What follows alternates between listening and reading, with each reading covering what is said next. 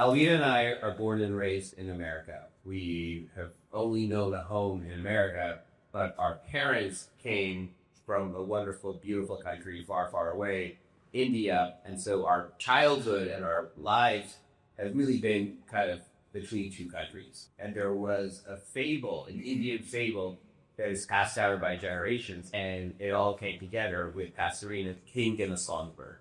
And outside the king's palace, there's a beautiful songbird singing a beautiful, gorgeous melody. The king likes it so much that he has his subjects capture the songbird, then bring it into the palace. And of course, in captivity, the songbird stops singing. And only upon its release does it refine its song. It's this fable, of course, about being free. You cannot be shackled, and you must be true to yourself and not be put in a box.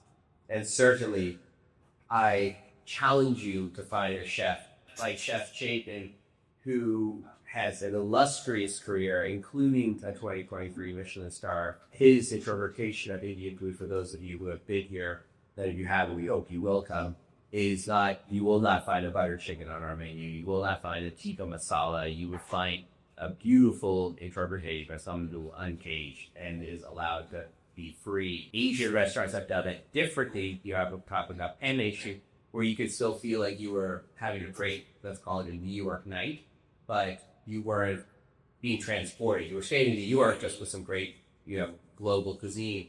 And we said, what if we created a room that was for New York by New Yorkers? And Algina and I both live within 2 minutes of this restaurant. We both sent our kids to public school in this neighborhood. And when you walk in, you will hopefully feel a sense of, like, oh, this is special. It feels, of course, all the flora and fauna are harkening back to Passerine. We just wanted you to come in and have a great New York night with an amazing Indian meal. This is hot fusion food.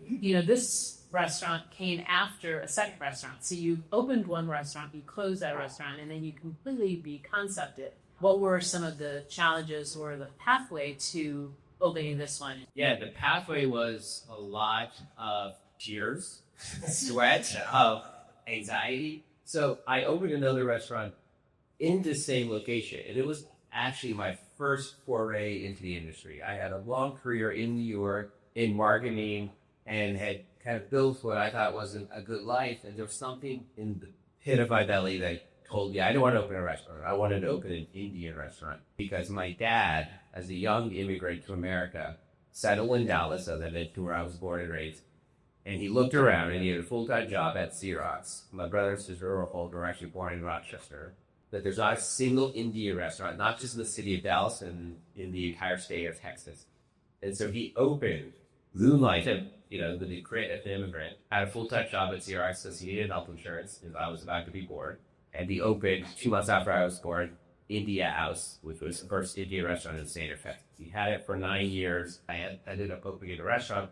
And that restaurant was a learning. It was decidedly not for New York by New Yorkers. Because at the time, I was so new to the industry, I thought I had an opportunity to partner with a celebrity. If you look around New York's great restaurants, they're the more celebrity-driven restaurants. Maybe a celebrity chef.